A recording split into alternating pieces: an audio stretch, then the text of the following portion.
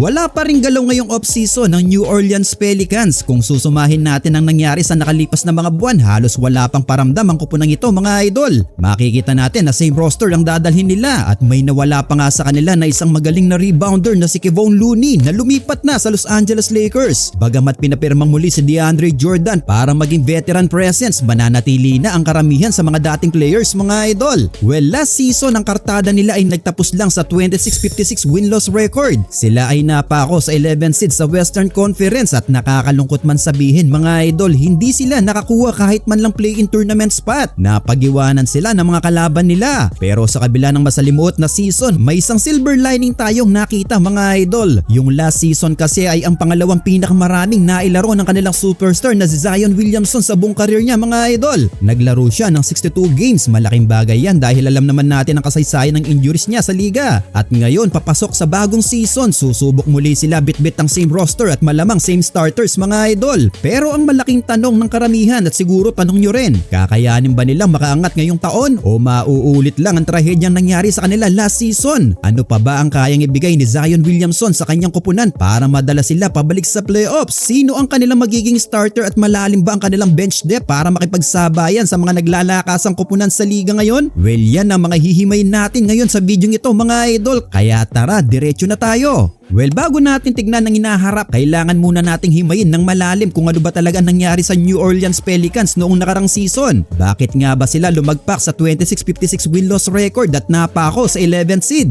Hindi naging madali ang naging kampanya nila simula pa lang. Maaga pa lang sa season, nagkaroon na ng matinding pagbabago sa kanilang coaching staff. Nag-umpisa sila sa ilalim ni Coach Willie Green, pero matapos ang mabagal at nakakadismayang 2-10 record na simula, nagkaroon ng shake-up ang front office at pumalit si Coach James Borrego. Sa ilalim ni Borrego, nakapagtala sila ng 24-46 record para tapusin ang taon mga idol. Well, kahit papaano naman ay lumaban ng Pelicans pero hindi talaga naging sapat para makapasok man lang sa play-in tournament. Well, isa sa mga naging pinakamalaking problema ng Pelicans mga idol ay ang kanilang depensa at consistency sa opensa. Kung titignan natin ang team statistics, ang kanilang team ay pumupuntos ng average na 115.5 points per game. Nasa pang-16 sila sa liga. Pero ang masakit dyan, hinahayaan nilang umiskor ang kalaban ng 120 points per game. Ang kanilang offensive rating ay nasa pang 21 sa buong liga, habang ang defensive rating nila ay mas malala, nasa 25 spot mga idol. Ibig sabihin, hirap na nga silang umiskor ng tuloy-tuloy sa half-court set. Mas hirap pa silang pumigil ng mga kalaban sa transition at sa paint. Ang kanilang net rating na negative 4.5 ay malinaw na ebidensya mga idol na palagi silang naiiwan sa scoring run sa kalagitnaan ng laro. Well, bukod pa dyan, ang pagiging inconsistent na mga key role players nila ay problema din. May mga gabi na maganda ang inilalaro ni DeJounte Murray at Jordan Poole, pero may mga laro rin na tila nawawala sila sa sistema at nagkakanya-kanya. Ang nagiging resulta, isang mahaba at nakakadismayang season para sa mga fans sa New Orleans. Walang playoffs, walang play-in, umuwi sila ng maaga. Kaya naman marami ang nag-akala na magkakaroon ng malawakang balasahan ngayong off-season mga idol. Ngunit kabaliktaran ang nangyari. Pagpasok ng free agency at trade season, inaasahan ng karamihan na magiging agresibo ang front office ng Pelicans. Inasahan na may malaking trade na magaganap para suportahan si Zion. Pero ano ang nangyari? Halos walang ingay mga idol, katahimikan ang bumalot sa New Orleans. Well, una sa lahat, nawalan pa sila ng isang solidong rebounder at matibay na defender sa ilalim, si Kevon Looney, na naging bahagi ng kanilang big man rotation last season na umalis at pumirma sa Los Angeles Lakers. Isang malaking dagok ito sa kanilang frontline dahil kilala si Looney sa kanyang mataas na basketball IQ mga idol, sipag sa depensa at sanay sa mga pressure na bakbakan dahil sa kanyang championship experience. Well, sa kabilang banda, ang naging major move nila ngayong summer ay ang muling pagpapapirma sa 37 years old na veteranong sentro na si DeAndre Jordan sa isang minimum deal. Yes mga idol, si DJ ay mananatili sa New Orleans. Last season, naglaro si Jordan ng 16 regular season games para sa Pelicans. Nag-average siya ng 4.4 points at 6.3 rebounds per game. Well, may tulong pa din naman siya mga idol, pero most of the time siya na lang ay magiging mentor sa mga batang bigs ng koponan. Well, yan lang mga idol, after ng galaw na yan, tapos na. Wala nang malaking trade, wala nang blockbuster free agent signing. Ang mensahe ng front office ay malinaw, pinipili nilang maniwala sa kasalukuyang core ng team o baka naman wala lang talaga silang sapat na salary cap flexibility para gumalaw ng malaki. Kaya ang resulta, almost the same exact roster ang isasabak nila ngayong paparating na season mga idol.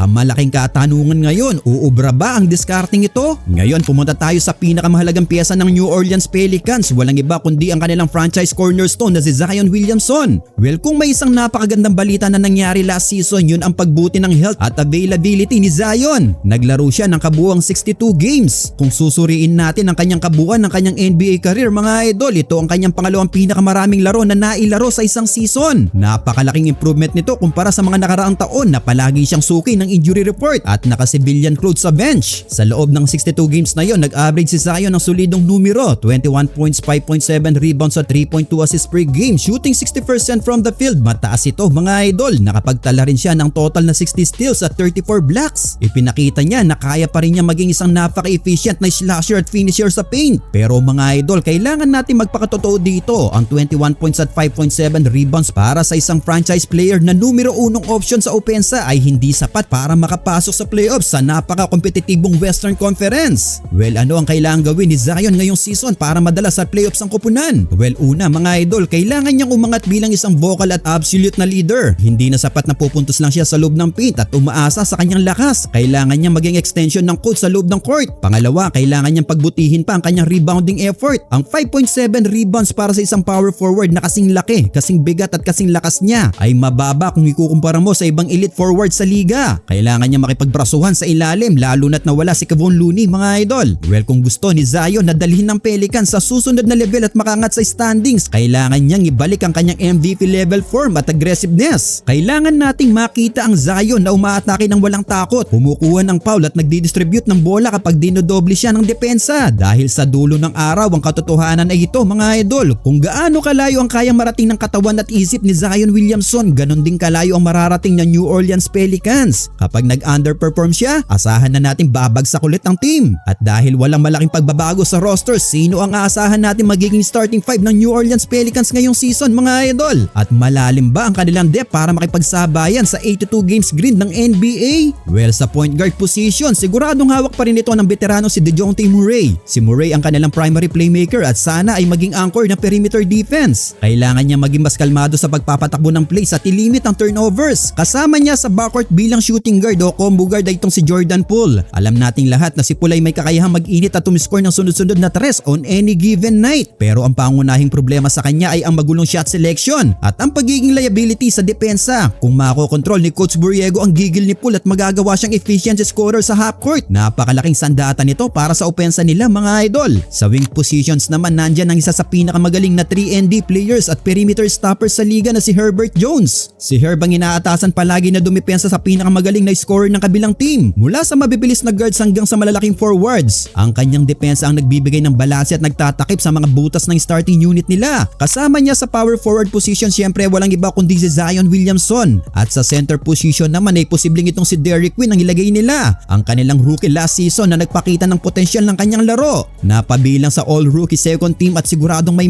ambag sa koponan. Well, paano naman ang kanilang bench at ang pangkalahatang depth? Dito natin makikita ang malaking question mark mga idol. Sila Jordan Hawkins at Saddiq Bey kahit papaano ay may maitutulong mula sa bench. Aasahan na mag-aambag sa scoring. Pero kapag tinignan mo ng mabuti ang frontcourt depth nila, sobrang manipis ito mga idol. Nawala ang sigurado at veteranong kamay ni Looney. Ang naiwan sa kanila ay 37 years old na si DeAndre Jordan na magiging kapalitan ni Derrick Quinn. Kakayanin ba ng ganitong klaseng frontcourt rotation na ipagtanggol ang rim laban sa mga higanti sa West? Medyo delikado yan mga idol. Baka durugin sila sa rebounding department. Ang lalim ng kanilang bench ay baka hindi sumapat lalo na kapag tinamaan sila ng injury sa kalagitnaan ng nakakapagod na season. Kailangan mag-step up ng malaki ng mga role players para hindi maging sunod-sunod ang talo nila kapag nakaupo sina Zion at Murray. Ngayon i-zoom out natin at ilagay sa mas malaking konteksto ang sitwasyon ng New Orleans Pelicans mga idol. Alam naman nating lahat na ang Western Conference ngayon ay hindi lang basta kompetisyon. Isa itong bloodbath. Halos lahat ng teams ay nagarmas, nagpalakas at nagsiksikan sa taas ng standings. Walang madaling laro sa West mga idol. Tingnan nyo ang mga kupunan na makakabangga nila. Nandyan ang Thunder, Denver Nuggets, Dallas Timberwolves at ang San Antonio Spurs. Napakalakas ng mga yan mga idol. Tapos ang Pelicans piniling walang galaw sa off-season na parang kusang nagpaiwan sa biyahe. Ang hindi pagiging agresibo ng Pelicans sa trade market at free agency ay maaring maging pangunahing dahilan kung bakit tuluyan silang mahihirapang makaangat ngayong taon. Kung pareho lang ang isasabak mong lineup sa mga teams na gumastos at nag-improve, paano ka mananalo? Ang tanging sagot dyan ay tinatawag na internal growth. Ibig sabihin, umaasa at nagdadasal ang front office ng Pelicans na ang chemistry na nabuo ng kupunan last season ay mas magiging matibay ngayon. Umaasa silang mas mag-i-improve at magiging all-star caliber si Trey Murphy. Magiging mas maingat sa desisyon at bola si Jordan Poole at higit sa lahat madodominate ni Zion Williamson ang buong liga ng walang nararamdamang sakit sa tuhod o paa?